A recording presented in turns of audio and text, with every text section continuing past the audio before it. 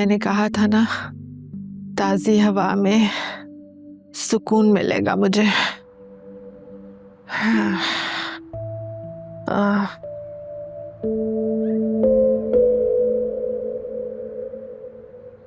Mom, आप यहाँ खुद क्यों आ गई? मुझे आप कमरे में बुला लेती, मैं खुद आ जाती ना। बीमार हूँ, हैंडीकैप नहीं हूँ। आप बीमार लगती भी नहीं है, और आपकी तो कीमोथेरेपी भी अब कंप्लीट हो गई है। अब आप देखिएगा, हम लोग खूब सारा एंजॉय करेंगे, बल्कि हम दुबई जाके पार्टी करेंगे। फरिया, मैंने तुम्हें बहुत परेशान कर दिया ना। सारा दिन तुम्हें मेरी वजह से घर पर रहना पड़ता है, वरना तो तुम हमेशा पार्टी पर ही होती थी, वीकेंड पे कभी घर पे रहती ही नहीं थे। तो जल्दी से ठीक हो जाए ना, ताकि मैं दोबारा से अपनी आवारागर्दी शुरू कर दूं। वासे घर नहीं आया मेरा पता करने? वो कहीं बिजी होगा। मैंने तो उसको कॉल भी किया था, मैसेज भी किया था, लेकिन वो कह रहा था कि मैं बिजी हूँ, मैं बाद में बात करता हूँ। अच्छा, यानी तुम लोग बात करते हो? हाँ, कभी कभी ऑफिस में हो जाती है बात। अब इतनी पुरानी दोस्ती थी, इतनी आसानी से तो मैं पीछा नहीं छोड़ूंगी ना। ऐसा क्या है उसमें फरिया जो तुम्हें किसी और में नजर नहीं आता? मॉम, आप ये समझ लें कि वो पानी है और मैं एक मछली। And a fish cannot live without water. लेकिन पानी को तो मछली की जरूरत नहीं होती। वो जरूर आएगा, वो बस प्रिटेंड करता है। लेकिन मॉम, मैंने उसकी आंखों में देखा है, उसकी आंखों में मेरे लिए मोहब्बत है, मेरे लिए प्यार है, मेरे लिए ख्याल है। वो बस खुद को सजा दे रहा है, और उसकी सजा मैं जल्द खत्म कर दूंगी।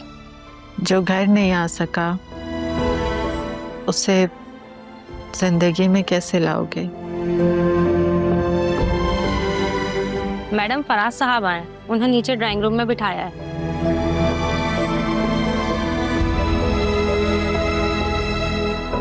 जो घर आ गया है, अगर उसे जिंदगी में भी ले आओ तो तुम्हारी जिंदगी बहुत खूबसूरत हो सकती है।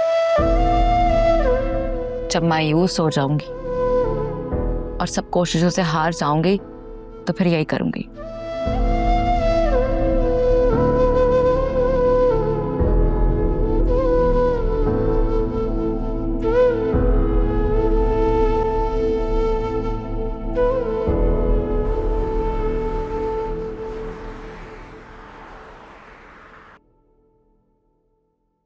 अस्सलाम वालेकुम आंटी। तुम आ गई? जी। लेकिन तुम तो एक हफ्ते बाद आने वाली थी ना, इतनी जल्दी आने की क्या जरूरत थी? क्यों? आपको मेरा आना अच्छा नहीं लगा क्या? क्या हुआ है? आप कुछ परेशान सी लग रही हैं। हाँ, परेशान होने की बात है, इसीलिए तो परेशान लग रही हूँ, और इस परेशानी की असल वजह तुम हो। मैं? लेकिन आंटी, हुआ क्या है? मेरा अकरम जेल में है, तुम्हारी वजह से।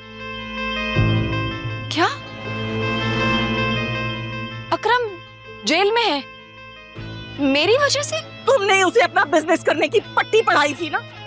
उसने जिस बंदे के साथ बिजनेस किया, उसने धोखा दे दिया मेरे बच्चे को, और आज मेरा अकरम जेल में है, और ये सब तुम्हारी वजह से हुआ है।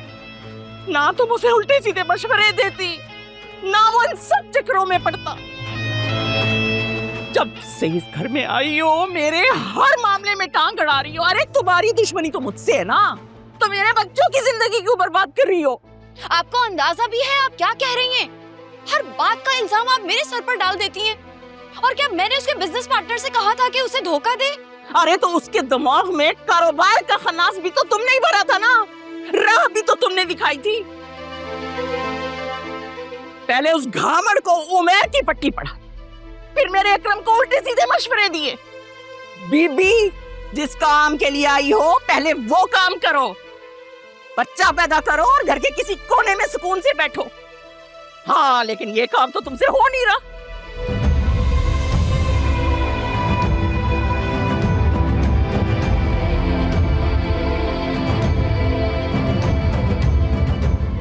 या अल्लाह, मेरे दुश्मनों को नेस्तो नाबूद करते मेरे मालिक, मेरे बच्चे को सही सलामत घर पहुंचा दे।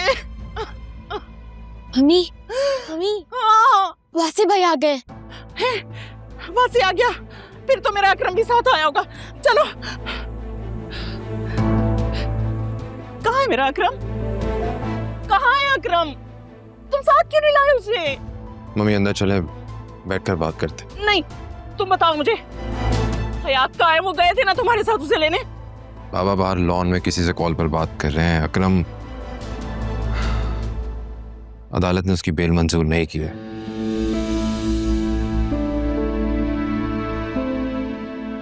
उसे 4 दिन की रिमांड पर भेज दिया गया है।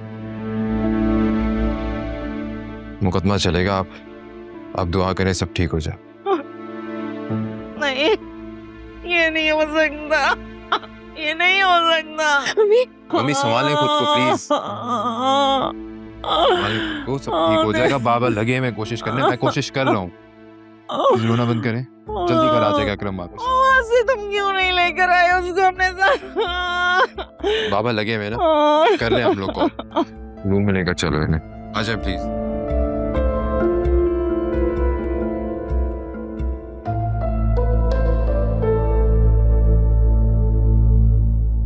आलिया, पुलिस ने अदालत में वीडियो दिखाई है अकरम किस तरह गुंडों की तरह अंदर घुसा है, तोड़फोड़ की है, वहां पे डंडा उठाकर सुल्तान पर हमला किया उसने। वो तो अच्छा हुआ कि सुल्तान बच गया, अगर उसे कुछ हो जाता ना तो 302 का पर्चा कटना था इस पे।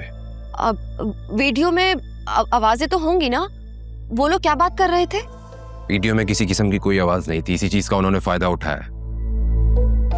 ये अकरम इतना बेवकूफ इंसान है, बिजनेस स्टार्ट करने से पहले इसने किसी किस्म का कोई कॉन्ट्रैक्ट नहीं किया।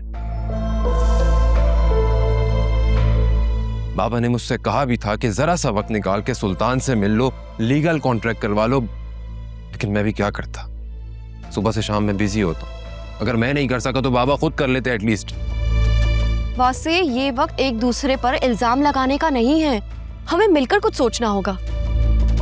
मुझे तो कुछ भी समझ में नहीं आ रहा। इस बेवकूफ इंसान ने पता नहीं किस किस से लोन लेके रखा हुआ था, गाड़ी तक अपनी बेच दी, 60-65 लाख रुपए की इन्वेस्टमेंट कर दी और कोई लिखत पढ़त नहीं की। हद होती है बेवकूफी की भी। ऊपर से वो सुल्तान सब कुछ हड़पने के चक्रों में लगा हुआ है। इस वक्त हमारे लिए पैसा अहम नहीं है, अकरम अहम है। बस वो खैरियत से वापस आ जाए। आंटी ने भी अपनी इतनी तबीयत खराब कर ली है। मैं कभी सोच भी नहीं सकता था कि हम पर ऐसा वक्त भी आएगा। बुरा वक्त कभी बताकर नहीं आता,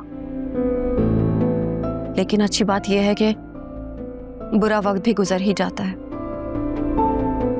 वैसे आप लोगों ने उस आदमी सुल्तान से राब्ता करने की कोशिश की? क्या कहता है वो? सुल्तान से किसी किस्म का राब्ता नहीं हो पा रहा है। उसका वकील आया था, निहायत ही घटिया और बदतमीज किस्म का इंसान है वो। पुलिस उसके आगे पीछे इस तरह घूम रही थी जैसे उसने उनको खरीदा हो सकता है वाकई खरीदा हुआ हो। खैर, इन बातों को छोड़ें, आप और अंकल दोबारा सुल्तान के ऑफिस जाएं और उसके स्टाफ से रिक्वेस्ट करें कि उससे मीटिंग करवाए। ये काम उसका वकील तो कर सकता है। तो तुम ये कहना चाह रही हो कि हम बाहर उसके साथ कुछ सेटलमेंट करें? Of course.